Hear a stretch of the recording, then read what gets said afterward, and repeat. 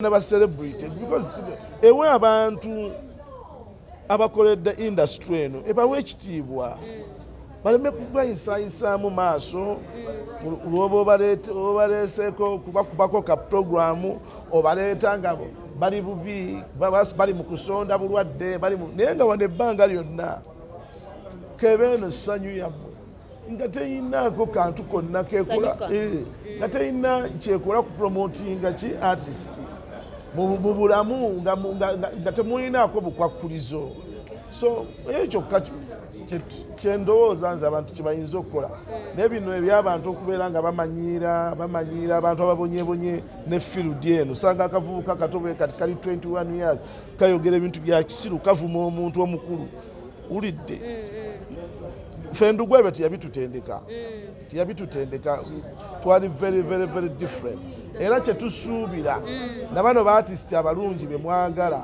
abaliwo kati mumanyi baartist abalungi mugendayo mu theatre mubeera mu bimansulo na bintu bya suuna bbeeru byemusobola ebinyanyanyanya ne muwunya ekyalo kyonna. Honorable, leka tuwe ku nsonga ya mukwano go Aloysius Bujjingo abantu babudde ne bakaba mukuba okuba nti yafunye degree fake kukoza kituufu kino.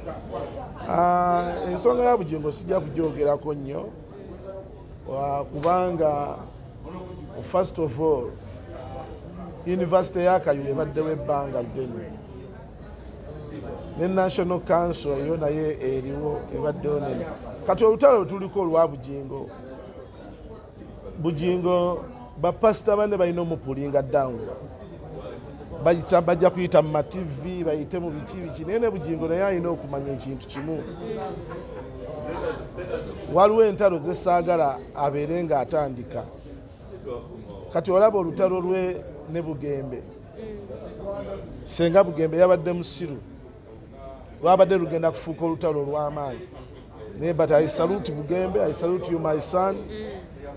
Bujjingo is my brother. Twakula naye Kawempe ebwayise nga mutembeeyi nga atembeeyi ebintu ku nguudo so musaba emikwano egimu agikuume aleme kugenda nnyo mu ntalotalo ezitayamba kuba tezimuyamba actually tezimuyamba ogenda okumaliriza nga tezimwonoonedde bwonoonezi bulamu bwe nefole but eyo ekya Bujjingo okubeera nti gundi abantu nabalabye abantu bacelebratinga why are you celebrating nga n'okusoma kwakulema wakoma mu pittu why are you celebrating somebody abadde agezaako okufuna degree mu makkati kufeera kuti eyo fitina yammwe eyo fitina ejja kubeerawo babuuze eri university eyamukola ki eyamwenrolinga bwe batyo bwe baakolanga lwakubanze Makerere yabeerawo n'endifendinga bwe batyo abantu Kato Lubwama teyasoma okuba tulabika we look stupid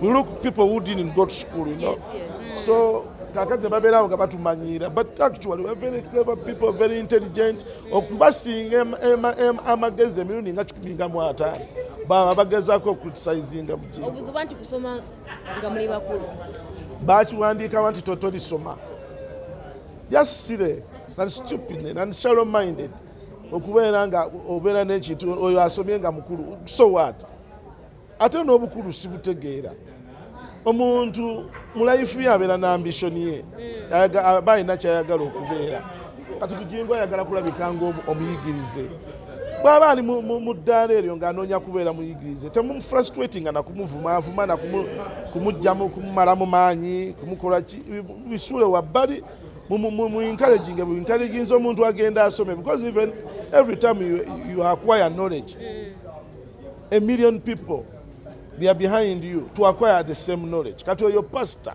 buli lwansoma abantu abalala nabo baba babanguddwa yes katugere kuuma what would be your take on everything that's happening right now kubanga mulimu okubba obululu bw'ensigolooza kituufu okuba nti sindi no problem ya uma eriemu yokka problem ya uma eriemu yokka abatali bayimbi kuyingira mu bintu by'abayimbi n'abayimbi abatono omanyi ebitone bisiŋŋana waliwo abayimbi naye nga tetasobola kwefuga waliwo abayimbi nga tebasobola kuba aba administrator okiraba niwabeerawo abayimbi nga bakatonda yabawa ekintu kimu kyokka kuyimba naye ng'ebisigadde byonna tebalina kye basobola kukola ku nsi. King Sawa tumulaba afuuwa enjaga anaabisobola bino. King Sawa muleme muputinga ku kisenge olw'okuba afuuwa enjaga. Nammwe mulina bye munywa bingi nnyo eyo bye tutamanyi. Abalala muli bamalaaya, abalala muli bajournalist, muli bamalaaya. You are straightforward malayas. Naye nga tewaliwo abakola ki ajja kubagambako kintu kyonna. People keep quiet. We know what is going on. Tumanyi engeri gye mwetundamu. Naye tetuvaayo okugamba gundi neguza ebintu ebyo sibyagala because you do character assassination to somebody. Otuuka time ng'omuntu oyo gw'oyagala. Ng'omuntu oyo yalina okuyamba okufuula okusomoka omugga. Wandironzaani gwe kusindi ne King Sawa? Nsijja kulonda. Okulonda kuli mu mutima gwange. Lwaki oyagala nkubuulire gwe ngenda okulonda? Kiri mu mutima gwange nze nsalawo kweka okumanyira kwe ngamba kati gwe oli journalist naye oyagala mpeeyo my mind ani gwe naalironze. Naye mumbeera byammwe ebya journalism mwe mulaba tubatawaanyako. Era emabega kaawo Shiba Kalungi yavaayo n'agamba nti tamanyi Sindi nga president wa UMA nga tafukidde UMA for 2 years. What's your opinion on that? No, Shiba kati abali mu biifu zaabwe za kuyimba, you know, buli pretty girls bato bawera baagala okuyimba naye ate eyo embeera era tejja kubayamba kubanga waliwo time bajja okutuuka Shiba ne Sindi nga balina kukolera wamu. So balina calming down. Shiba alina calming down. N'alema kugamba nti tamanyi Sindi tamumanyi ati. Mugamba bwe babeeranga eri mu binywero byabwe gye baziniranga amazina mu binywero nga tebannaba kufuuka bamutawaana yali tamumanyi. Amumanyi bulungi. So nze ndowooza waliwo embeera ey'okuwangana ekitiibwa Sindi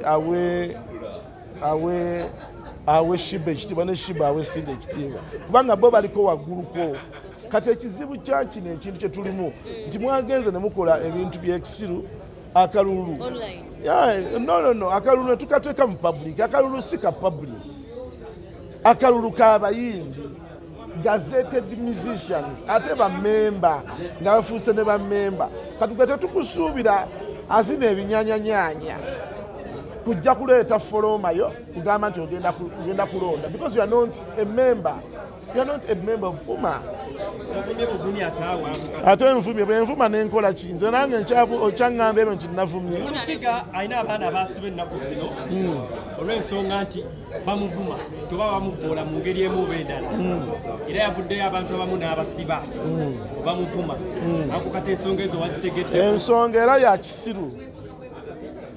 Abaana abo omulimu gwabwe omunene oguli ku TikTok oguli kuwemula n'ovuma ono n'ovuma n'enkya n'ovuma kati oyo Sekako simala Sekako sikamanyira oba kabeera wa kaana katokeeya naye kaana akegendera ku reeti eyo nga kavumira.